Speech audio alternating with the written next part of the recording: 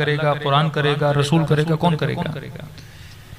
اصلاً یہ بندہ اچھا ہے، یہ بندہ برا ہے، یہ اچھائی اور برائی کا تعین کون کرے گا؟ کون بتائے گا کہ اچھا کیا ہے، برا کیا ہے؟ پاکستان میں تو اس وقت اچھے اور برے کا پتہ ہی نہیں لگ رہا نا، سب کچھ مکس ہو چکا ہے۔ تو لعنت بری چیز ہے یا اچھی چیز ہے، یہ کون بتائے گا؟ تو جو ہمارے مسلمانوں کے بیچ میں معیار ہے وہ قرآن ہے۔ میں نے کہا اگر لعنت بھیجنا، یہ فعل لعنت اگر برا ہوتا تو خدا سے کبھی برا کام صادر نہیں ہوتا۔ وجود خدا صادر کنندے برا کام نہیں ہے، اللہ ہمیشہ وہی کام کرتا ہے جو اچھا ہے، برا کام نہیں کرتا۔ تو کہیں کہیں پہ خدا نے انسانوں کو گدھے کی مثال بھی دی ہے، تو یہ برا کام ہے۔ میں نے نہیں کہ خدا اگر کسی کو گدھا بول رہا ہے تو وہ خدا بول رہا ہے، اور خدا جو بولتا ہے وہ حقیقت ہوتی ہے۔ یقیناً اس کے کام گدھے والے ہیں، تبھی خدا کیا بول رہا ہے؟ جناب گدھا۔ تو میں نے کہا اگر لعنت بری چیز ہوتی تو برا کام خدا نہیں کرتا، اور اگر خدا کوئی کام کر رہا ہے وہ کام اچھا ہے۔ تو پورے قرآن میں 40 مرتبہ سے زیادہ خدا نے لعنتیں بھیجی ہیں۔ تو ایک فعل جو بار بار ذات اقدس الہی سے صادر ہو رہا ہے وہ برا تو نہیں ہو سکتا۔ جب خدا لعنت بھیجے عیب نہیں، تو شیعہ لعنت بھیجے تو عیب نہیں ہونا چاہیے۔ تو اتنا تو ثابت ہوا کہ فعل لعنت برا فعل نہیں ہے، کہ فعل الہی اللہ لعنت بھیجتا ہے۔ اب سوال یہ پیدا ہوتا ہے، بھئی لعنت تو اچھی چیز ہے، بھیجنا کوئی بری بات نہیں ہے، لیکن سوال یہ ہے کہ کس پہ بھیجی جائے، کس پہ نہ بھیجی جائے۔ اب یہ بھی وہی بتائے گا جس پروردگار عالم نے قرآن میں لعنت بھیجی ہے، اللہ ہی بتائے گا کہ لعنت کس پہ بھیجنا جائز ہے، کیونکہ قرآن اصول بناتا ہے۔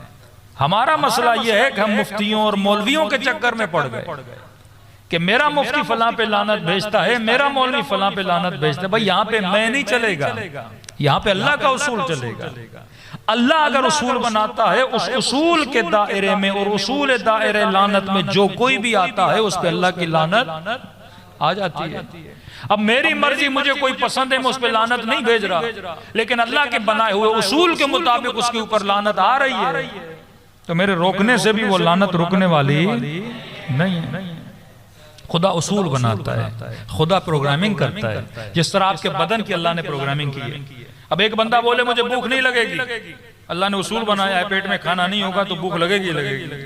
اب لاکھ بولے کہ میں نہیں چاہتا بھوک نہ لگے، ہو ہی نہیں سکتا۔ اللہ نے تمہاری باڈی کا ایک نظام بنایا ہے، ایک اصول بنایا ہے۔ کوئی بولے مولانا پیاس لگے گی تو میں پانی نہیں پیوں گا، تو بھلے نہ پیے لیکن تمہارا وجود اس پانی کی کیا کرے گا؟ ڈیمانڈ کرے گا۔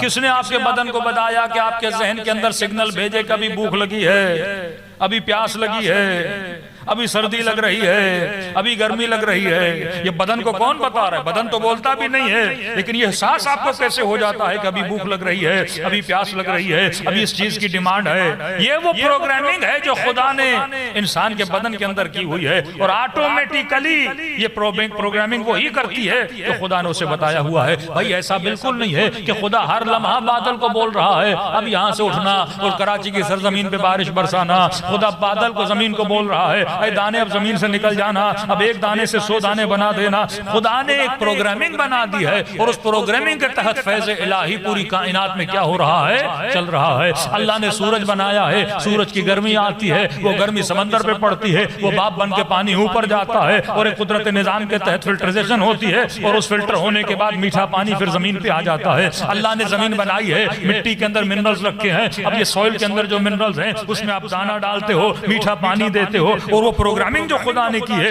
اس کے تحت جب دانا چلتا جاتا ہے وہ ایک دانا 100 دانوں میں بدل جاتا ہے۔ اب ایک بندہ مثلا کسی نمکین زمین پر کسی کھارے پانی میں فصل کرنا چاہے، فصل نہیں ہوگی، دانا وہی ہوگا، مٹی نظر آئے گی، پانی بھی دو گے لیکن فصل اگنے کے قابل نہیں ہوگی، کیونکہ اس زمین میں اللہ کی پروگرامنگ ہے ہی نہیں۔ جب اللہ کی کوڈنگ نہیں ہے تو وہ دانا کیسے اگ سکتا ہے؟ اسی طرح تمہارے وجود کی خدا نے کوڈنگ کی ہوئی ہے، شریعت کے اندر کوڈنگ ہے۔ تبھی امیر فرماتے ہیں کہ جنت جو اللہ نے بنائی ہے، جہنم جو اللہ نے بنائی ہے وہ تمہارے عمل کا نتیجہ ہے۔ دراصل جنت بنانے والا بھی تو ہے، جہنم بنانے والا بھی تو ہے، آٹومیٹیکلی تو کچھ کرتا جاتا ہے، وہاں پہ بنتا جاتا ہے۔ جب ایک بھولا سالا مسلمان رسول کے پاس ہے، یا رسول اللہ میرے تو کروڑوں درخت جنت میں لگ گئے ہوں گے، کہ بتا تو صحیح تو نے ایسا کیا کیا؟ کہ یا رسول اللہ آپ ہی نے تو بولا تھا جو ایک مرتبہ سبحان اللہ بولے جنت میں 100 درخت لگ جاتے ہیں۔ کہا میں نے یہ تو بولا تھا جو ایک مرتبہ سبحان اللہ بولے 100 درخت لگ جاتے ہیں۔ یا رسول اللہ میں نے تو کئی لاکھ مرتبہ ورد سبحان اللہ کیا ہے تو میرے تو کئی باغات لگ گئے ہوں گے۔ نبی نے کہا ایک سبحان اللہ 100 درخت لگاتا بھی ہے اور ایک